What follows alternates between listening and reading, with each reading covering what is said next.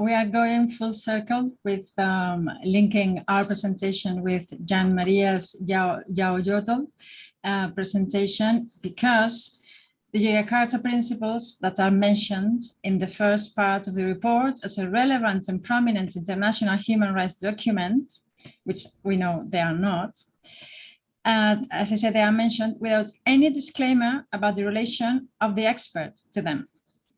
Victor Madrigal-Borloz, incumbent independent expert in sexual orientation and gender identity for the UN, is a signatory of Yogyakarta Principles Plus 10, which is the enhancement of the original Yogyakarta Principles that were added in 2017.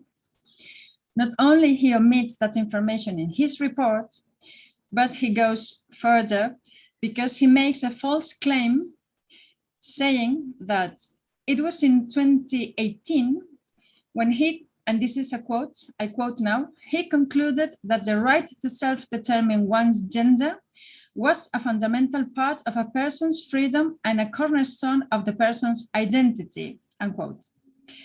So he says that as it was his conclusion in 2018, as if that hadn't been his belief already when he was appointed to this UN position only 5 days after Yogyakarta Plus 10 were published.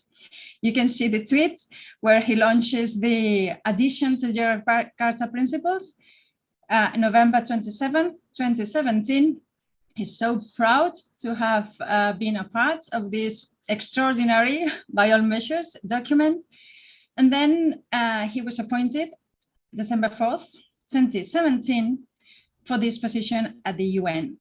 So that's how, though they have not been approved and incorporated into international instruments of human rights, but they are being pushed very hard, very aggressively by people working inside the UN as the SOGI expert, so to say, Madrigal-Borloz, who last week had an official visit to the US pretending that so-called trans rights were in danger in the US because feminists, bad, wicked feminists were preventing some legislation to pass. And he was mentioning, of course, all the bills that and laws that have been passed to protect, for instance, women's sports in different states in the United States.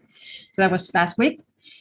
He goes on with his support of self-identification, which is so staunch that he considers the requirements of, and now I'm quoting again, medical certification, surgery, or treatment. He says that these are abusive or even, and this is another quote, cruel, inhuman, and degrading treatment and possibly torture. So medical certification is torture for Madrigal-Borloz. And this is in an official report that is written by this expert for the UN with all the seals and logos, and it says uploaded at the official website of the UN. It's now an official document. And nevertheless, it's very curious to find out that in the same paragraph, he contradicts himself by stating that, another quote, access to transition-related medical care is part of the measures ensuring bodily autonomy for trans persons. So first is a torture, and then it's a human right.